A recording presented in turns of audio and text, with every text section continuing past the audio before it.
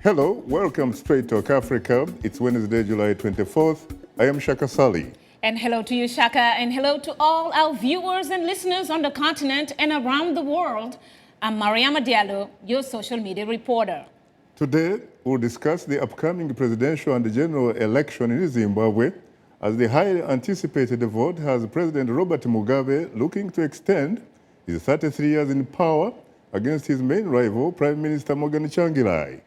And coming up later in our social media segment, you, our audience, have responded to our question of the week through your emails and Facebook comments. We'll reveal some of them ahead on Straight Talk Africa. In 1 week, Zimbabwe held its first presidential election since 2008, when widespread violence by supporters of President Robert Mugabe caused an international outcry that ultimately forced the president to agree to a power-sharing deal with Prime Minister Morgan Tsvangirai. Early voting in the election is already underway. My colleague Paul Cisco has more.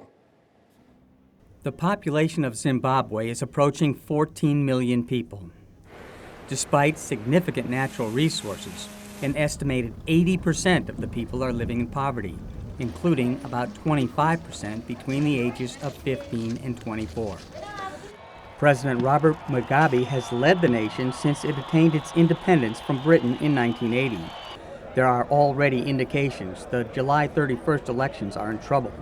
It's hoped the vote will bring an end to 5 years of a fractious unity government brokered by regional power South Africa following the violent and disputed 2008 elections.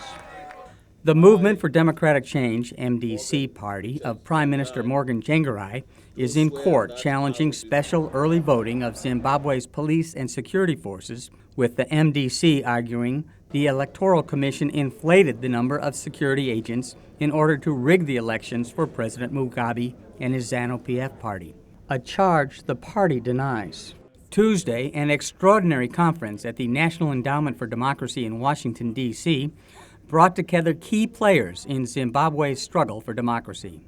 The keynote speaker was U.S. Deputy Assistant Secretary of State for African Affairs, Shannon Smith.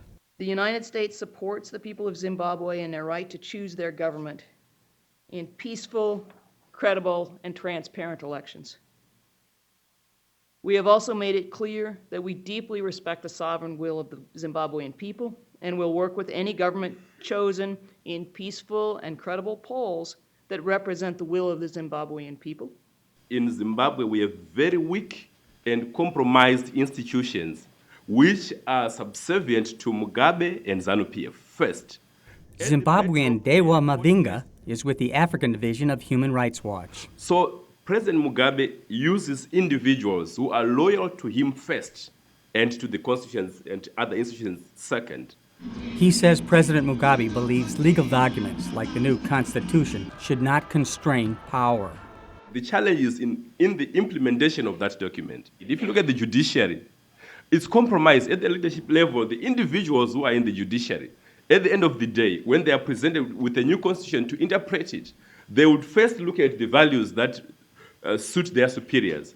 Yes, there are a lot of problems. Zimbabwean human rights lawyer Irene Petrus sees democracy moving forward in Zimbabwe. If you look at how Zimbabweans have been fighting to register, fighting to do voter education, fighting to do civic education, fighting for a new constitution, fighting to be able to go to the polls, whatever date those polls will be, you'll see that there's a lot of tenacity on the ground, even in terms of gathering and going to rallies and being able to have public debates and that. So I think there is the tenacity there. It's just whether or not the tenacity will be able to overcome all the challenges. President Mugabe and Prime Minister Tsvangirai displayed rare unity this year in their support for the new constitution. It curbs the power of the president and imposes a 2-term limit that does not apply retroactively. It's possible the 89-year-old Mugabe could remain president for 10 more years. Paul Cisco, VOA News.